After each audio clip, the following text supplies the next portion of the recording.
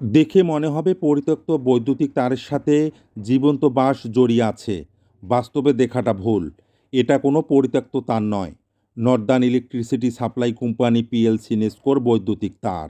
এই লাইনের মাধ্যমে গোটা এলাকায় বিদ্যুৎ সরবরাহ হচ্ছে। লালমনিরহাট জেলার কালীগঞ্জ উপজেলার তুষভান্ডার বাজার থেকে চাপাহাট সড়কে নর্দার্ন ইলেকট্রিসিটি সাপ্লাই কোম্পানি নেস্কোর বৈদ্যুতিক তারের সাথে প্রায় ৫০-এর অধিক বাঁশ এভাবে লেগে থাকলেও নেস্কো কর্তৃপক্ষের উদাসীনতায় বড় ধরনের দুর্ঘটনার আশঙ্কা করছে সচেতন মহল। কালীগঞ্জ উপজেলা নির্বাহী কর্মকর্তার কার্যালয় থেকে প্রায় ২০০ গজ দূরে যেন মৃত্যু ফাঁদ নেস্কো পেতে রাখলেও দেখার যেন কেউ নেই। নেস্কোর উচিত এই বাঁশগুলো দ্রুত কেটে ফেলা, না হলে বিভিন্ন রকম দুর্ঘটনা ঘটতে পারে। রাতের অন্ধকারে বাসের সাথে রাস্তা দিয়ে চলাচলকারীর দুর্ঘটনা নিত্যদিনের সঙ্গী হলেও যেন মাথা ব্যথা নেই কারো।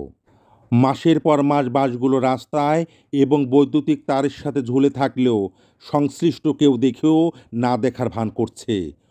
বড় ধরনের দুর্ঘটনা ঘটলে হয়তো টনক নড়বে কর্তৃপক্ষের।